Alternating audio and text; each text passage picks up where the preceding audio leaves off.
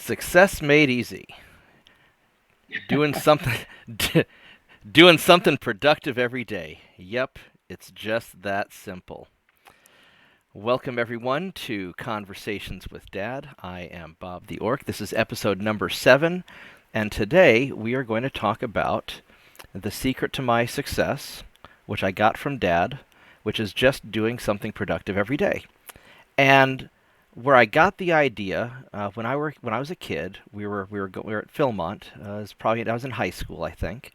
Explain what And FOMOD is. Philmont's a scout ranch in New Mexico where you go, a Boy Scout ranch where you go backpacking and hiking, and it's great. And we have For some about other, 2 weeks. yeah, for about 2, and we have some other videos about that. Anyway, so we were climbing this mountain, Mount Phillips. It's the second tallest mountain at Philmont. And Dad told the scouts the secret to getting to the top of the mountain is to just put one foot in front of the other in a generally upward direction, and you'll eventually get there given enough time.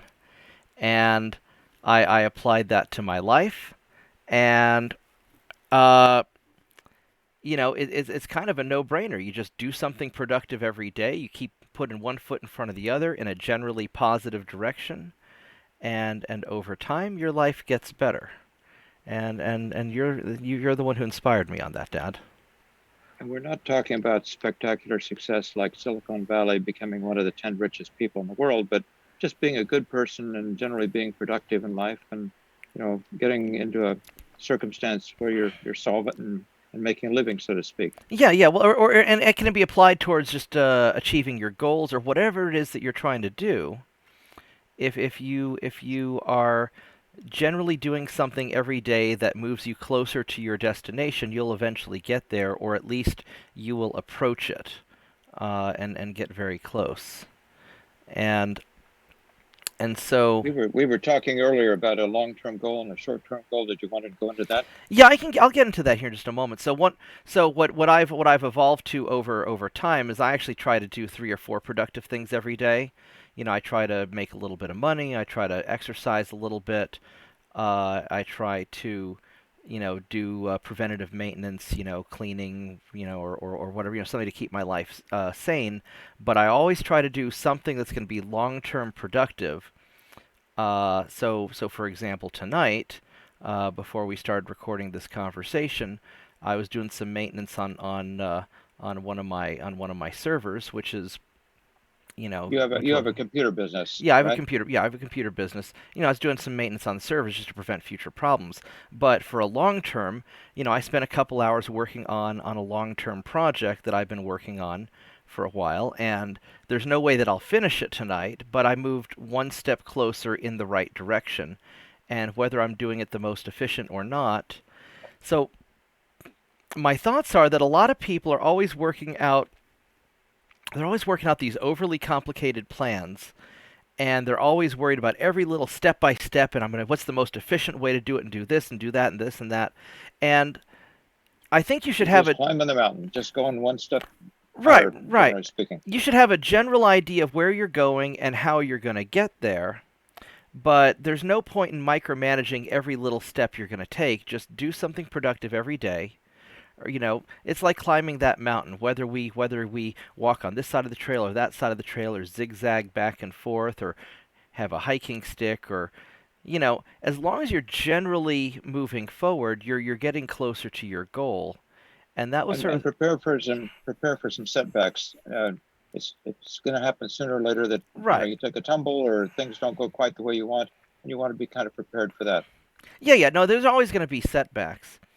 But my thought was, if we assume that there's always going to be setbacks, as long as you're moving generally forward, right? And ideally, you want to be moving forward faster than any setbacks knock you backwards. Given enough time, you'll get there. And I remember this one year at Philmont where we had that hailstorm, and it was terrible. Up on top of Mount Phillips, and it was really, really slow to get there. And I don't think we even got the tents up until after dark, and it was rough, but we got there. And there have been other times that it's been a lot easier, but that philosophy of just pushing forward no matter what, and always, because I think I think the trick is the consistency, right? I mean, you don't have to be the fastest runner per se. You just have to be consistent and get there. Um, and my thought has always been that people spend so much time trying to compare themselves to others. How am I doing compared to this other person? How am I doing? Do I have more money than my friend, or do I have a fancier car, or am I stronger, or am I, whatever it is that people are comparing themselves to, and that seems to be the wrong, in my mind, that's the wrong attitude. And don't worry about comparing yourself to other people, because it doesn't matter if they get there first or get there last. What matters is You that want you to move your eventually get you want there. to move yourself ahead. It's the main thing. Right, right, exactly. You want to make sure you get there yourself. And so, as long as you are doing better every day than you were the previous day, as long as you're taking these steps forward and doing something productive, whether it's spending some time each night reading, or spending some time working out, or just generally productive things, what I find is that all the other aspects in your life just kind of fall into place, or at least it becomes easier for everything to fall into place. And Sounds good to me. You know, as a parent, you hope your children uh, learn these things either through you or through the School of Hard Knocks, and it seems like you're figuring a few things out. well, it's easier to learn. You told me once that it's easier to learn from somebody else's mistakes than it is to make the mistakes yourself and learn that way. And And I so, think all of us do a little bit of both, probably. yeah, I think so. And where did you get the idea of just putting one foot in front of the other to climb the mountain? Or is that just That's something about you were the just saying at the that's time? that's about the only way you're going to get up a mountain. Yeah. So have there ever been any what were some of the toughest things that you ever did in life that you had to really work hard for over time? Let me tell you a quick story about the mountain. One time, normally we take kids from our own scout troop going to the Rocky Mountains to Philmont. And one time we took a kid who had good recommendations from his scout leader. We had room in our crew to add another one or two kids. So this kid joined us, and we didn't have time to include him in a prep hike or anything like that. And, we flew to Denver, took a bus south to New Mexico to the base camp. We checked in, had our first meal or two in base camp. A little yellow school bus that was normally used for school during the day was used summertime, contracted by Philmont. So we showed up at the morning, 9:30, whenever it was, got on the bus, all our camping gear, tents, backpacks, the whole thing packed up, and off we went. The bus just dropped us in the middle of nowhere, and we started up a mountain. We got partway up that first mountain. The kid threw down his backpack and said, I don't think I like hiking or camping. Now, that was a real dilemma. Uh, we had to reason with this kid and say, hey, we're in the middle of nowhere. You're either going to go up and over this mountain or you're out of luck. Oh no. That's it's I, actually a It's actually a really good point. A lot of times in life, there's no turning back. You don't have a choice. You've got to be successful or you're screwed. And I never we, saw. we took some of his gear, spread it around so it wasn't too tough, and gradually fell in the groove, and he was having a good time. But initially, the jolt of doing something he wasn't too used to doing kind of got to him. But in life, there are always difficulties and setbacks and so forth.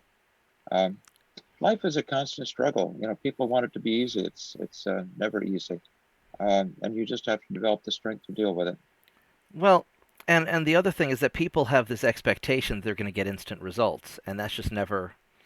I don't think I've ever done anything important where I was successful very quickly at it. It's always been a challenge. Um, I can't.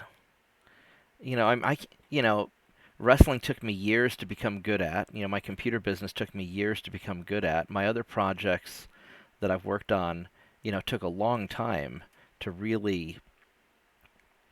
You want to know early on if it's going to be successful or not. I always tell people you want to fail quickly, so you don't waste a lot of time on failure. But success still takes a long time. You can know early on if this is going to be a worthwhile or worthless endeavor. Um, Let's take a quick measure of what constitutes success. Your idea of success and mine, I think, is being a good person, uh, sometimes helping other people, whether it's family members or worthy friends, that are worth the time and effort. Success isn't strictly a dollar value of having a given amount of money. It's just having a good life. Well, Um, I see success largely as freedom. I want to be able to do what I want when I want to do it, and I don't want to be unreasonably beholden to other people who don't have my best interests in mind.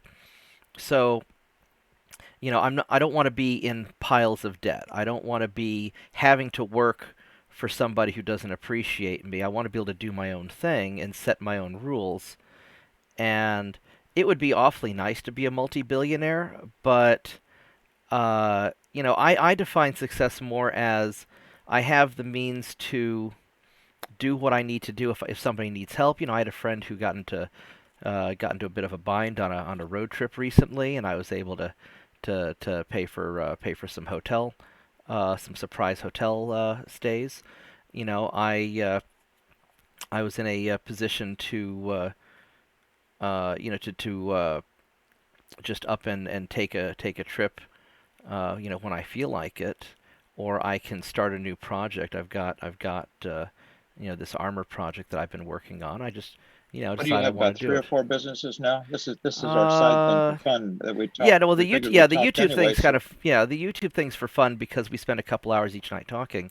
But I've got the computer business. I've got a little bit of software stuff that I'm doing. I've got kind of a server side project that I'm working on, some data stuff, mostly technology. I've got the armor thing that I'm working on, and I've got I really want to start up kind of an odd jobs business, but there's not. I don't I have. don't think you have time for much more. Yeah, I don't have. I've got to be careful with my time that I don't overcommit. But no, That's a good point right there. It's just always leaving a cushion, that you can manage what you're doing without knocking yourself out. yeah. So I guess my big thing about defining success is that I can decide what I want to work on and what I don't want to work on, and there's so many people who don't have that choice. Where they're stuck. I've got to wake up in the morning and go to this crappy job I don't like because if I don't, I'll lose my apartment because I'm already barely on time on my rent or a little bit behind on my rent each month. And that's people who are stuck in that situation, they're screwed, right? Unless they break out of it. And breaking out of it is not an instant thing. It's a one step at a time, one foot in front of the other kind of thing. And how you get there is making a making a positive improvement every day, whether it's paying down a little bit of debt every day, or working a little bit on a side project to get ahead, or studying a little bit each day to learn a new skill. It doesn't really matter what you're doing. And the whole point of my philosophy is you don't have to be super smart or have a really detailed genius plan. You just have to do something that's long-term productive every day, and over time It adds up. it adds up. And a lot of little numbers. I call it. I have this general philosophy in life that I call the theory of small numbers, and and the idea goes something like a whole lot of little numbers makes a big number.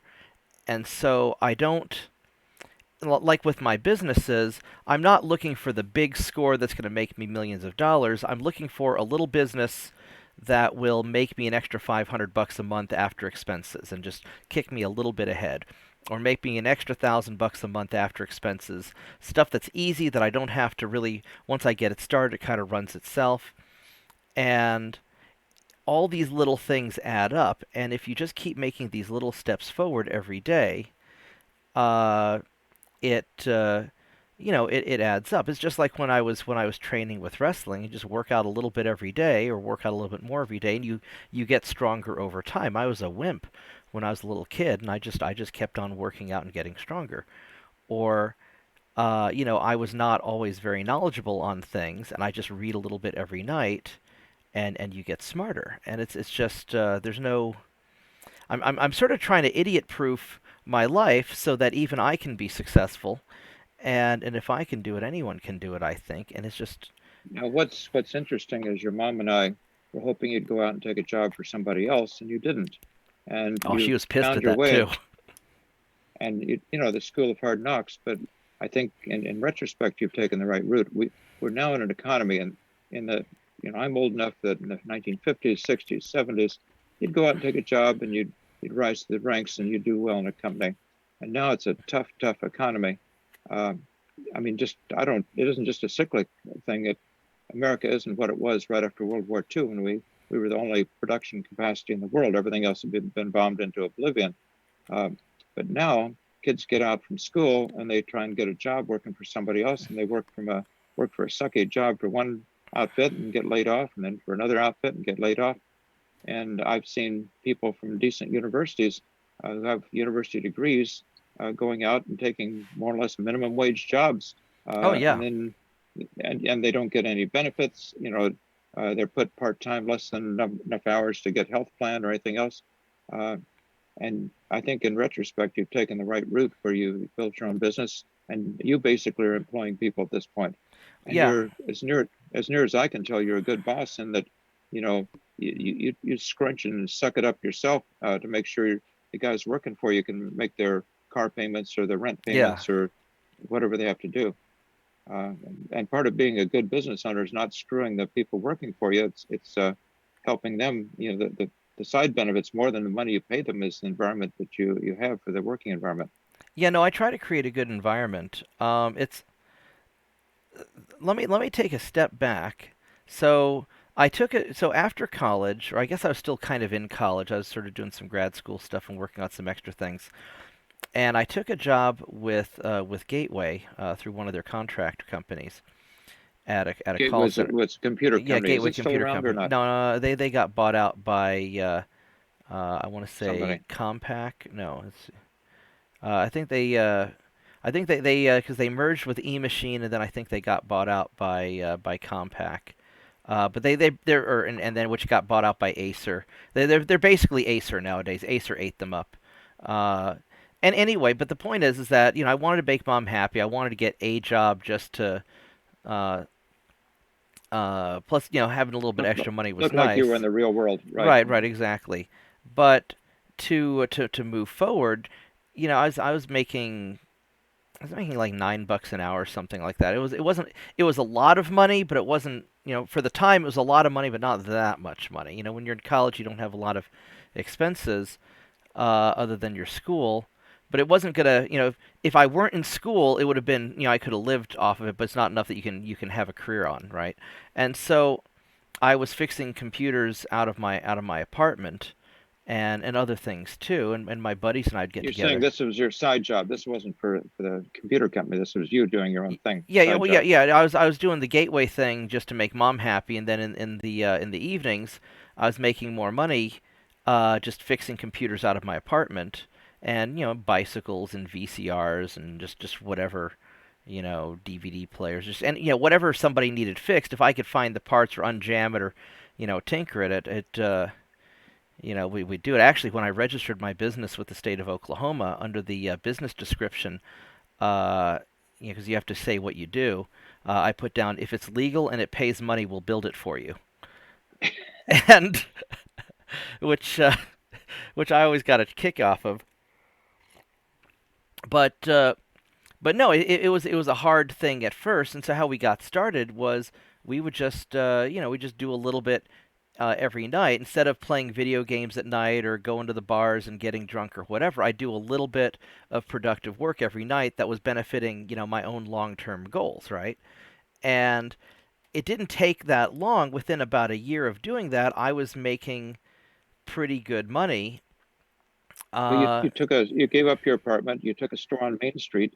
You what lived in the back of the Well, store. no, that's a little no. What happened is actually not quite. So I had the apartment, and I was looking at buying a not a condo. What are they? A townhouse. I was looking at buying a townhouse, and my cousin. I was getting ready to close on the townhouse because I'd been making pretty good money out of my apartment while in school, and so my cousin needed a roommate. He was in his last year of school, and his roommate bailed. And so instead of closing on the townhouse, the smart thing would have been to close on the townhouse, let him live with me, but it would have been too small probably. And so I ended up, since he was stuck in a lease, I ended up uh, subletting from him and helping him with the rent for a couple semesters. And by the time I was uh, by the You time were in that was graduate up, school at the time, right? yeah, by the time that was up, I had the storefront, and I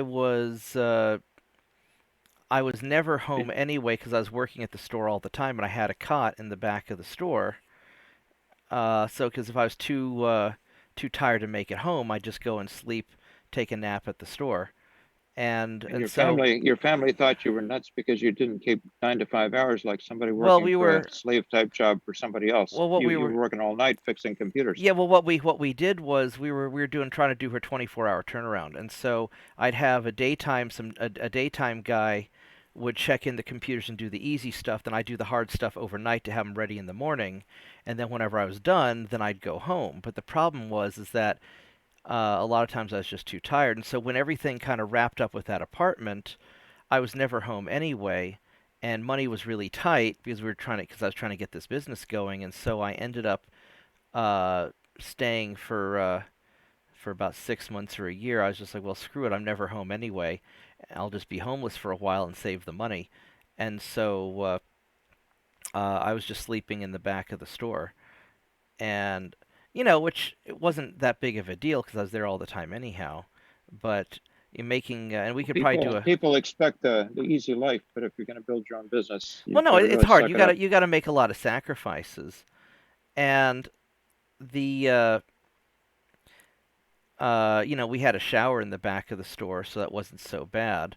And and a lot of times I'd drive to Tulsa on the weekends and spend the weekends with Yaya and Yeah, whatnot. you're meaning your My grandmother, grandmother, right? yeah, Yaya is Greek for grandmother. But anyway, but it was a long journey, and so because building a business or getting out of a 9 to 5, wage slave situation, you've got to build up credit, and that takes time. You've got to build up a surplus of money. I started my business on like $500. I had to go buy some parts and some tools and things like that. Just over time, you slowly acquire the stuff that you need, and I had that Chevy that Granddad gave me. His old car in his will. It said the first time I got straight A's in a semester in college, I'd get the car. So I got the car eventually, and I put a lot of miles on it. But the car was kind of rusted and not great looking. So whenever I had to drive to a client, I'd always park down the street a little bit and walk. That way they'd never see my nasty car. And I love that car. I put 500,000 miles on it just about before it finally fell apart. Went through two engines on it. But anyway, but you have to make the sacrifices. We should probably do a video on sacrifices as well. But it was a very long journey, and I didn't really want to ask too many people for help because I didn't want to be beholden to them. Now, interestingly, we were talking about climbing a mountain that sometimes you're in nasty weather or hailstorm or this or that. You learn that life doesn't have to be always comfortable and easy. You just have to survive and forge ahead. And of course, part of what we learned is having proper rain gear, proper things to wear under the rain gear to stay warm, how to keep dry and not get hypothermia. Um, they're good things. To me, scouting is probably the best secret in America, and the real Yeah, shame is so many young people don't do it anymore. that's true. Well, and having proper expectations. So many people have the wrong, like that one kid who went to Philmont and was ready to give up after the first couple hours. Um, you've got to have the right mindset and the right set of expectations that this will not be easy. Life is not easy. If you want to achieve something in life, it's going to take effort. It's going to take conviction. It's not going to be a short-term deal. And so many people, I think, even my age, are not. They don't seem to be prepared for that follow through. And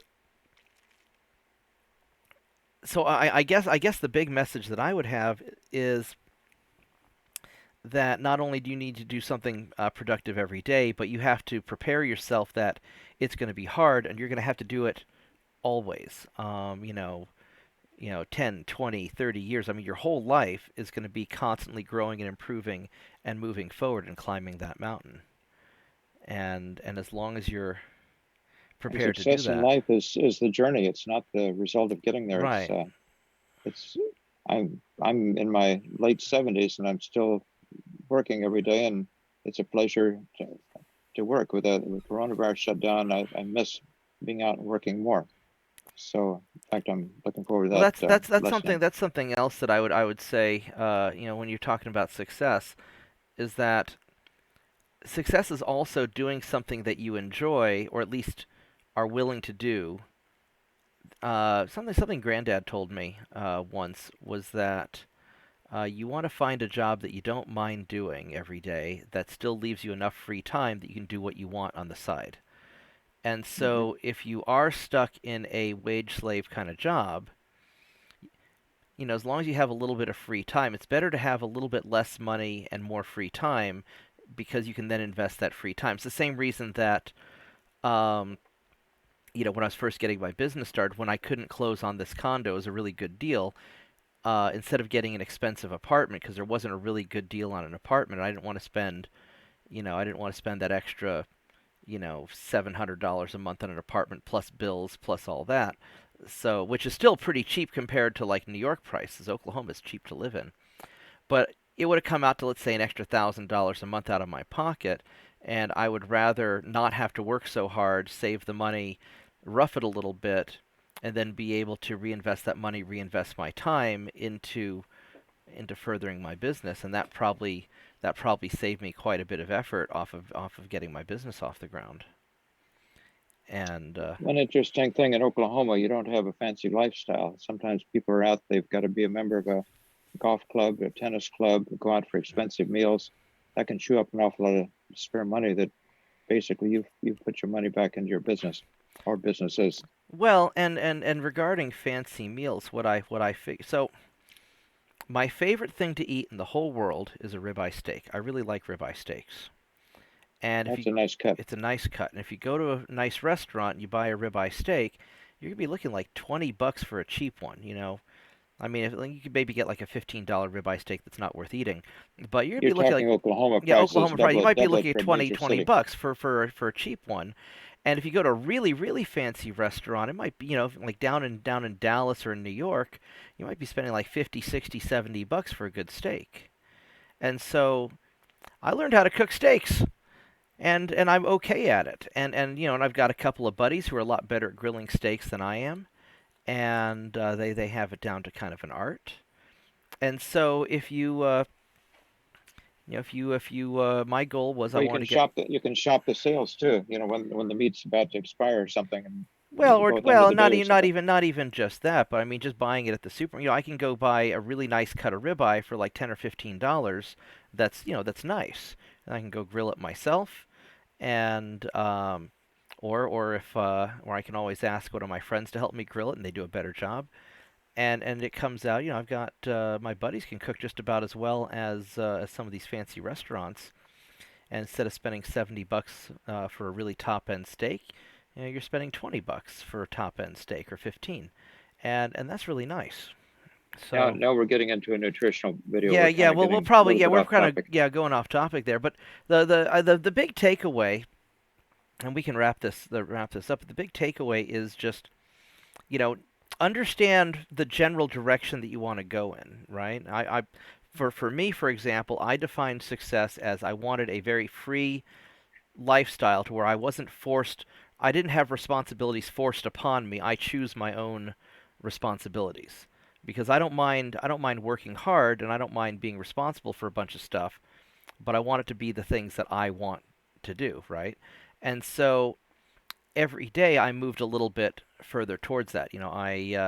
I developed a server system using open source technology that lets me replicate my data to wherever I'm at. So you know, traveling, uh, if I'm traveling, I can get a copy of the data on my laptop, or I can remote in from my iPad or from my phone or whatever, and I can access the data that I need to access. So I can run my business from anywhere, which frees up my location. I don't have to be in any particular place, which was great for working from home when this damn virus thing hit.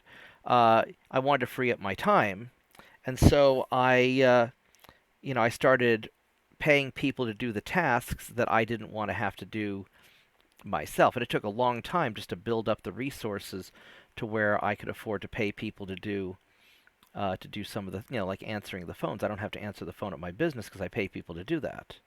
Well, And, and finding the right people too. oh yeah, And that's hard. even Yeah. Well, and we cheat a little bit. We forward the business phone to a cell phone. That way, because nobody wants to get an answering machine or a voicemail, so we forward the phone to a cell phone, and then the guys can just take turns answering, taking the isn't that phone home. annoying with a big business where you call in and you have to punch through a bunch of Oh yeah, options and we get a lot of business from people.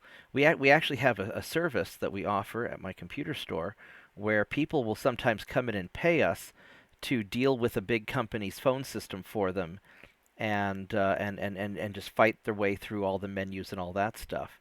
And then sometimes we'll even charge extra if they want us to make the operator on the other end cry. I'm just kidding. I'm just kidding. I'm just kidding. We don't do that. We don't do that. But I made you laugh. you don't want to be harsh on people in No, other no, foreign no. We're not countries harsh. that No, can't we're no, speak we're not. English very well. But no, but I am serious. We get a lot of customers who come in and they'll be like, "Hey, I'm having trouble resetting my email password, and I don't want to deal with this company. Can you come in and deal with whatever? Or I got locked out of my Microsoft account. Can you call Microsoft and help us?" And and we'll charge them, $20, $40, just whatever, whatever seems reasonable for what they want us to do. And we'll have one of the guys just fight their way through the menus and deal with until they get a live person, and people actually pay my techs to do that, and it's great. But no, you just so it takes some time, and I try to outsource a lot of my or offload a lot of my responsibilities that I don't want because like if I'm doing some consulting work, companies will pay me like $300 an hour to solve really complicated problems for them. And hopefully I'll get to raise my prices more because that'd be nice. But, you know, I don't want to be I can make a lot more money focusing on the really, really hard stuff. And then with some of the money I can then go pay, people to go do the easy stuff for me. But getting there took me like 20 years. I mean, it took me all through college and all through business, and it was not it was a very, when I first got started with my computer business, when I was working out of my apartment in college, and I was basically charging $20 an hour to do anything you wanted. If it's legal and it pays money, $20 an hour, and we'll do it. And so over the course of my career, I was able to raise the prices up as I became more skilled. But that meant reading every night, learning new skills every night, building up my reputation, and things like that. And it's just a long process. But if you do a little bit every day, like climbing that mountain, you'll get there. So. Good. I think you've done a good job on the comparison. Anything else? Uh, I think we'll wrap it up. I kind of want to do another video about if you want to talk about another topic Sure. tonight. I've got another idea, and so we'll do a follow up about taking life one step at a time and breaking complicated things down into their simple chunks. But I want to do that as a follow up video because that's a whole topic unto itself. So Sounds good. all right, so Okay. I hope everybody likes this video. Share it with your friends, like the video, subscribe to the channel, and commenting below if you have any questions, add to the conversation. That really helps. And if you guys have any specific questions about how you can get out of your situation in life, leave a comment, and we'll give you some advice, and at least as best as I can. Or if anybody has an interesting topic that they'd like us to discuss, let me know, and we'll look at it. So thank you very much. You can also check out bobtheorc.com. I got to go plug the website, and I'll see you guys in a little bit on our next video. Thank you.